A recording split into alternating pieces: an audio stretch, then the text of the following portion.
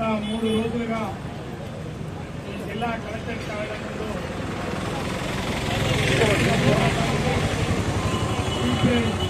నల్లగొండ జిల్లా పక్షాన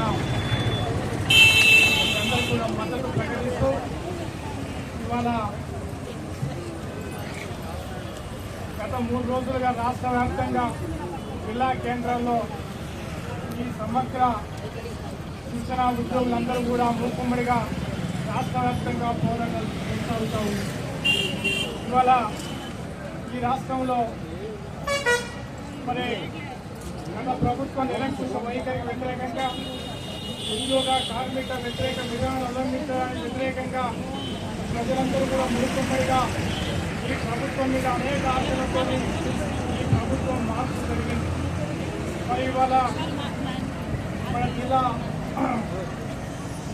మీ నాయకత్వం వహిస్తున్నటువంటి జిల్లా నాయకులు చెప్పిన సందర్భంగా గత 20 సంవత్సరాలుగా మీరు చేసుకున్నటువంటి వేతనాలు చూస్తే ఇవాళ సామాన్య మరి మామూలు ఉద్యోగం కూడా బ్రతకలేనటువంటి పరిస్థితి ఉంది. 7,000 నుండి 25,000 రూపాయలు అంటే కనీసం ఒక కుటుంబం కానీ ఒక మనిషి కానీ బ్రతకనటువంటి పరిస్థితి ఉంది. మనం అనేక సార్లు సుప్రీంకోర్టు కానీ సమాన వేతనానికి మరి ఒక మనిషి బ్రతకడానికి మరి కనీస వేతనాల చట్టం అమలు చేయాలని అనేక సార్లు ఈ సుప్రీంకోర్టు తీర్పు ఇవ్వడం జరిగింది. కానీ పాలకులు మారినప్పుడు మరి ఎన్నికలు ఉన్నప్పుడు అనేక సందర్భాలలో అనేక వాగ్దానాలు చేయడం జరుగుతాం. మిత్రులు మా ఏఐటీసీ గమనాకాన్ని చెప్పడం జరిగింది. గత ప్రభుత్వంలో జరుగుతున్నప్పుడు అధికారంలో మంత్రులు కానీ ముఖ్యమంత్రి కానీ అనేక సందర్భాల్లో మనందరికీ జరుగుతూ ఉంది. మూతెత్తకుండా మీ అందరి జీవితాలతో తెలంగాణ వాసుల పరిస్థితి కనపడతా ఉంది.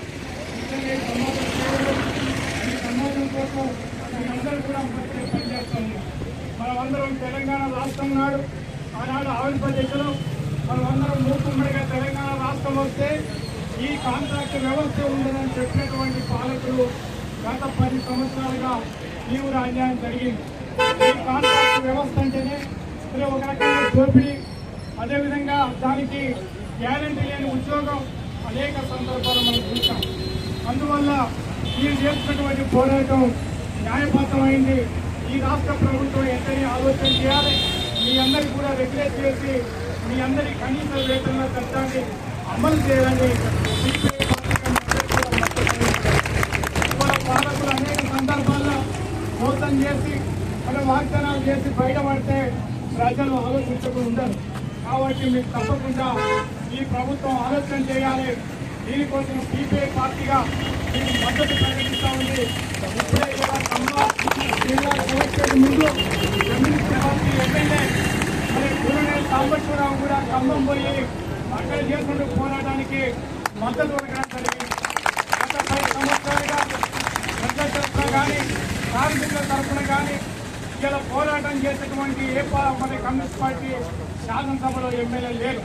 ఇవాళ ఈ సందర్భంగా ఈ శాసనసభలో ఉన్నటువంటి కమ్యూనిస్ట్ పార్టీ సభ్యులు సాంబశివరావు గారు తప్పకుండా అసెంబ్లీలో ఈ సమస్యను ప్రస్తావించి ప్రభుత్వం మీద ఒత్తిడి తీసుకొచ్చి ఈ సమ్మె కోసం మరి మీకు న్యాయబద్ధంగా మీకు హామీ ఇవ్వడం జరుగుతూ ఉంటుంది. తప్పకుండా మాట్లాడడం జరుగుతుంది. అందువల్ల సోదరులారా, మీరు చేసే పోరాటాలు వృధా కావు. సమస్య పరిష్కారం కోసం మనం పోరాటాలు సాగించాలి. తప్పకుండా ఈ సమస్యలు పరిష్కారాంత వరకు మీరందరం కూడా కలిసి కట్టుకుని నిలబడదాం. మీ అందరికీ కూడా తప్పకుండా కమ్యూనిస్టు పార్టీగా మద్దతు ప్రకటిస్తూ ఉంది.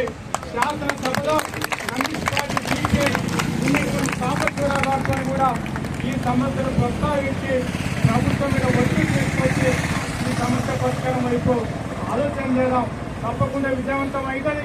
అందువల్ల మరొకసారి మీ అందరికీ అభినందన తెలియజేస్తూ తప్పకుండా విజయం సాధిస్తామని ప్రభుత్వం కూడా ఆలోచన చేయాలి.